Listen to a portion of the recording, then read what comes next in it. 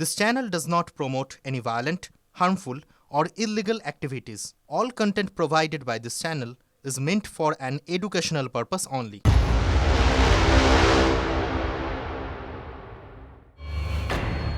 ভয়ের তারা খেলে ধর্মের মূঢ়তার পিছনে মানুষ লুকাতে চেষ্টা করে।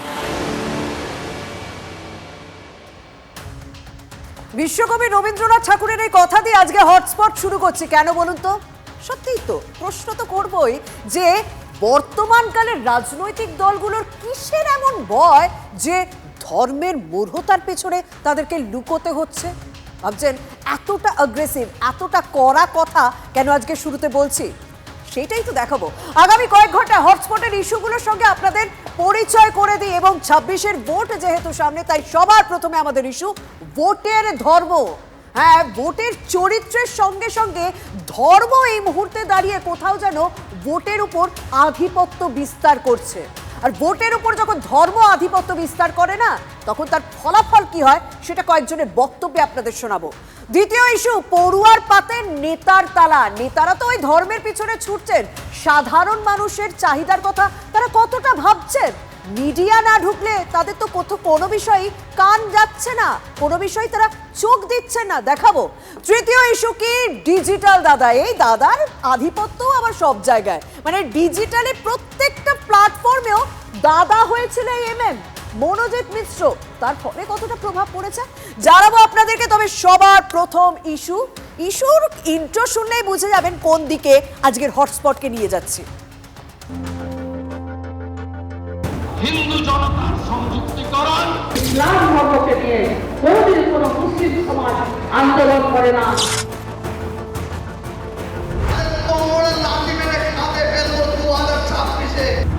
আমাদের লড়াই হচ্ছে একটা ধর্মান্ধ ইসলামিক ফ্যাসিজম, যে আমাদেরকে ছাগলের 6 নম্বর বাচ্চা বানায় রাখবে। আমার শুরুতেই একটা কথা বলতে ইচ্ছা করছে, রাজনীতির উপর ধর্ম কোথাও আধিপত্য বিস্তার করছে না তো? তার ফল সাধারণ মানুষকে, আমাকে আপনাকে ভুগতে হবে না তো? কারণ বর্তমানকালে না ভোট যুদ্ধে ধর্মযুদ্ধটা যেন কোথাও ওতপ্রোতভাবে জড়িয়ে গেছে। মানছে ভোটের কয়েক মাস বাকি, তা বলে এরকম ধর্মের কথা শুনতে হবে? এরকম ধর্মের কথা বলে হুমকি দেওয়া হবে, হুঁশিয়ারি দেওয়া হবে? ধর্মের সমীকরণে কিন্তু ভোট আগেও হতো, তবে সেটা একটু গোপনে গোপনে হতো, একটু লুকিয়ে চুরিয়ে হতো। কিন্তু যত দিন যাচ্ছে সাধারণ মানুষই বুঝতে পারছে যে এই ভোটের সঙ্গে ধর্মটা কিভাবে জড়িয়ে যাচ্ছে। ধর্মের ভোটই যে প্রধান হয়ে উঠছে এই মুহূর্তে দাঁড়িয়ে।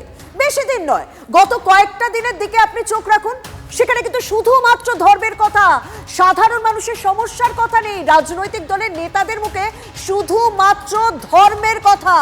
অনেকেই বলছেন শাসক দলের সংখ্যালঘু ভোটটা যেহেতু শক্তিশালী, সেই সংখ্যালঘু ভোটে অপর পক্ষ এসে হয়তো ফাটল ধরানোর চেষ্টা করছে, আর অপর কোনো পক্ষ বুঝে গিয়েছে তারা যেহেতু শক্তিশালী, তাই তারা তাদের সংখ্যালঘু ভোটের দোহাই দিয়ে যখন খুশি কাউকে হুমকি দিতে পারেন।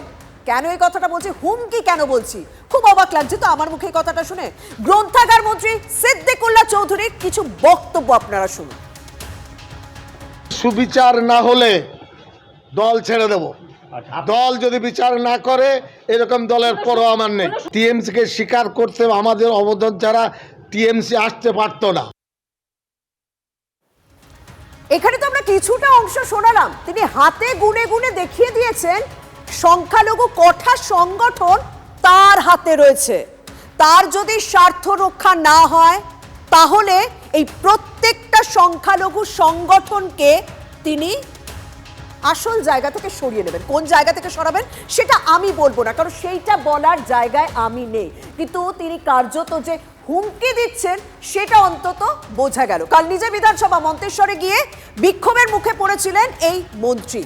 তাই মন্ত্রী বলছেন যে তার গাড়ি যারা ভাঙচুর করেছে তাদেরকে সিআইডিকে দিয়ে গ্রেপ্তার করাতে হবে। রীতিমতো ব্ল্যাকমেল করছেন তিনি।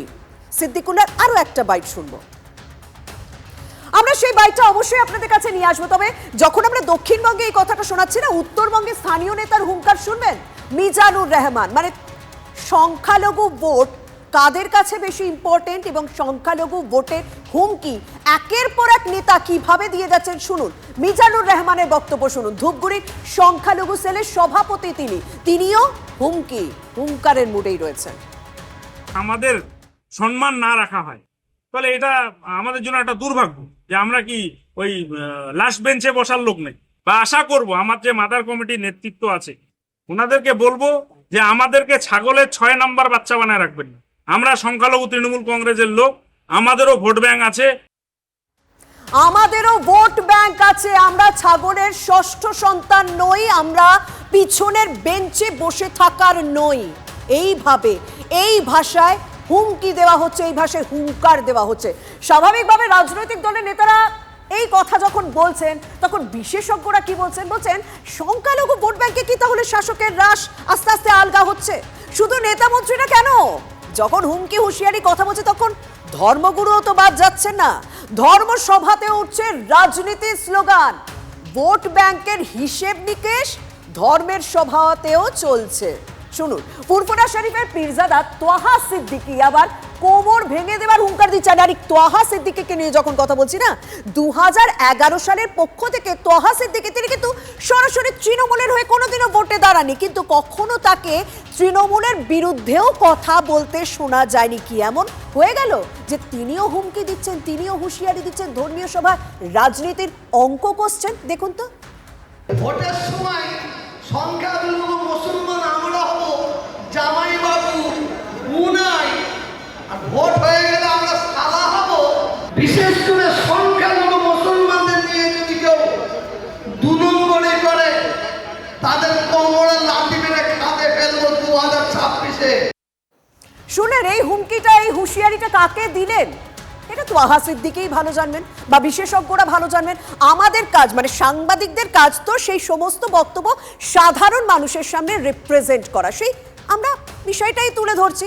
ধর্মের মঞ্চে রাজনীতি যখন দেখলাম তখন মালদায় আবার কি দেখলাম বলুন তো? রাজনীতির মঞ্চে ধর্ম উঠে এলো। ওই যে দক্ষিণবঙ্গ এবং উত্তরবঙ্গে সংখ্যালঘু নেতা মন্ত্রী বা ধর্মগুরুরা যেভাবে ক্ষোভ প্রকাশ করছেন, কাউকে তো একটা ড্যামেজ কন্ট্রোলে নামতে হবে, কাউকে তো পরিস্থিতি সামাল দিতে হবে। সেই কাজটা কে নিলেন? সেই কাজটা নিলেন বিধায়ক সাবিত্রী মিত্র। 21শে জুলাইয়ের প্রস্তুতি সভায় তিনি কি বললেন? তিনি বলেন ইসলাম কখনো আন্দোলন করে না, হিন্দুরা আন্দোলন করে, সেই কারণে তার ইসলাম পছন্দ। হিন্দু ভাবাবেগে কি কোথাও আঘাত করে বসলেন তিনি? সাবিত্রী মিত্র বক্তব্য শুনুন। আমার পছন্দ, ইসলাম ধর্মকে নিয়ে কোনদিন কোনো মুসলিম সমাজ আন্দোলন করে না। কেন আজকে হিন্দুরা আমাদের সনাতন ধর্মকে নিয়ে রাজনীতি করে আমাদের ধর্মকে, সনাতন ধর্মকে ছোট করছে? তিনি হয়তো বুঝতে পেরেছিলেন, সাবিত্রী মিত্র হয়তো বুঝতে পেরেছিলেন যে হিন্দু ভাবাবেগে কোথাও আঘাত লেগেছে। জানেন তো, মঞ্চ থেকে নেমে এসে তিনি তার ব্যাখ্যাও দেন। সেই ব্যাখ্যা অবশ্যই শোনাবো, আমাদেরকে অবশ্যই পরে অবশ্যই শোনাবো, কারণ আমরা প্রত্যেকটা পক্ষের বক্তব্য আপনাদেরকে শোনাই। কারণ একের পর এক মন্ত্রীরা যখন সংখ্যালঘু বিষয় তুলে হুমকি হুঁশিয়ারি দিচ্ছেন, তাই শাসক দলের পক্ষ থেকে, কারণ মালদা যখন সংখ্যালঘু ভোট সেখানে যথেষ্ট ইম্পর্টেন্ট, সেই সংখ্যালঘু ভোটটাকে করায়ত্ত করতে গিয়ে কোথাও হিন্দুদের ভাবাবেগে আঘাত দিচ্ছে না। তো সেই ব্যাখ্যা কি দিয়েছেন সাবিত্রী মিত্র, শুনুন। মুসলিম বলছে তো হিন্দুরা ভোট দেবো, ওরা কি মুসলিম? তো ওটা বলছে, ওরা তো বিজেপি বলছে, আমি বলছি না। যারা তৃণমূল করে তারা মুসলিম, জগন্নাথ রামকে আলাদা। ওটা যদি ওরা বুঝতে না পারে তাহলে কে কথা বলে? আমি ভাই কিছু মন্তব্য করব না, খালি একটাই প্রশ্ন করব, কিছু বুঝলেন? একদিকে সংখ্যালঘুরা ক্ষোভ প্রকাশ করছে, অন্যদিকে বিধায়ক সংখ্যালঘুদের কাছে টানার চেষ্টা রয়েছেন।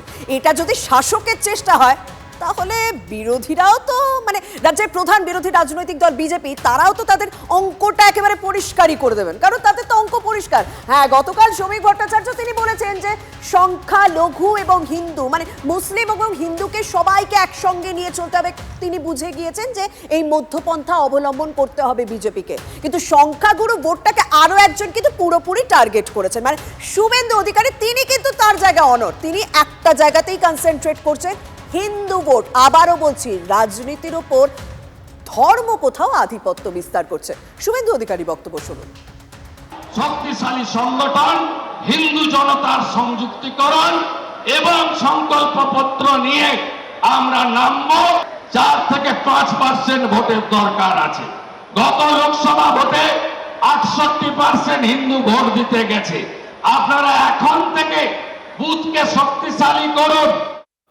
শুভেন্দু অধিকারী, রাজ্যের বিরোধী দলনেতা শুভেন্দু অধিকারী, বিজেপির অন্যতম গুরুত্বপূর্ণ মুখ, তিনি সরাসরি টার্গেট করছেন হিন্দু ভোটকে। কিন্তু শ্রমিক ভট্টাচার্য জানাতে 26-এর আগে ব্যাটন তুলে দিল কেন্দ্রীয় নেতৃত্ব যে এই মুহূর্তে বঙ্গ বিজেপির ক্যাপ্টেন তিনি কোন পন্থা অবলম্বন করছেন। শুনুন শ্রমিক ভট্টাচার্য TV9 বাংলাকে এক্সক্লুসিভ কি বলেছেন। শুভেন্দু অধিকারী হিন্দু ভোটকে কনসলিডেটের কথা বলছেন, আর আমি বলছি যে যদি মুসলমানরা মনে করে থাকেন যে তাদের ভোটের ব্যতি রেখে পশ্চিমবঙ্গে পরিবর্তন ঘটানো যাবে না, তৃণমূলের বিসর্জন হবে না, তাহলে তারা ভুল ভাবছেন। 2021-এর বিধানসভা ভোটের ফল বলে দিয়েছিল যে রাজ্যের সংখ্যালঘু প্রভাবিত 146টি বিধানসভার মধ্যে 131টা শাসক তৃণমূলের দখলে। এবার কি হবে? রাজনীতিকে ধর্মই ডমিনেট করবে নাকি মানুষের সমস্যা চাহিদা ভোট বাক্সে ফুল ফোটাবে? সেটা কিন্তু সময় কথা বলবে। আর বিজেপি তো বলে যারা তৃণমূল করে তারা মুসলিম, আর বিতর্কের মুখে সাফাই দিয়েছিলেন সাবিত্রী মিত্র। কিন্তু আমাদের আশা কি বলুন তো, এই ধর্ম যখন ডমিনেট করছে তখন আমাদেরও কিছু দায়িত্ব রয়। সেই দায়িত্বটা কি? মানুষের কথা আপনাদের শুনে তুলবো। আর আমাদের আশা মানুষের কথাই সরকার প্রশাসন বিরোধী সবাই মাথায় করে রাখবে। কিন্তু সেটা কোথায় আর হয় বলুন তো? ধর্মই তো সব জায়গায় রাজনীতিকে ডমিনেট করছে, আর রাজনীতির কিছু আগাছা মানুষের মাথায় উঠে বসে রয়েছে। এই দেখুন, গতকাল নদিয়ার চাপড়ার একটি ঘটনা দেখিয়েছিলাম, আজ আরো দুটো ঘটনা দেখাবো। মানে ঘটনা থামছে না, এবং ওই দুটো ঘটনাও কিন্তু জানেন তো নদিয়া থেকে। নিজের পছন্দের প্রার্থীকে চাকরি না দেওয়ায় ICDS কেন্দ্রে তালা ঝুলিয়ে দিলেন তৃণমূলের পঞ্চায়েত সদস্য। আর রানাঘাটে শাসক কাউন্সিলর স্কুলে ঢুকে দাদাগিরি দেখালেন, হেনস্থার অভিযোগ করছেন প্রধান শিক্ষিকা। এবার তাহলে একে একে বিষয়ে আসি। এই যে ছোট্ট ছোট্ট বাচ্চাগুলোকে দেখছেন, আমি দেখাবো। এই যে ছোট ছোট বাচ্চাগুলোকে দেখছেন, ওরা পড়তে এসেছে।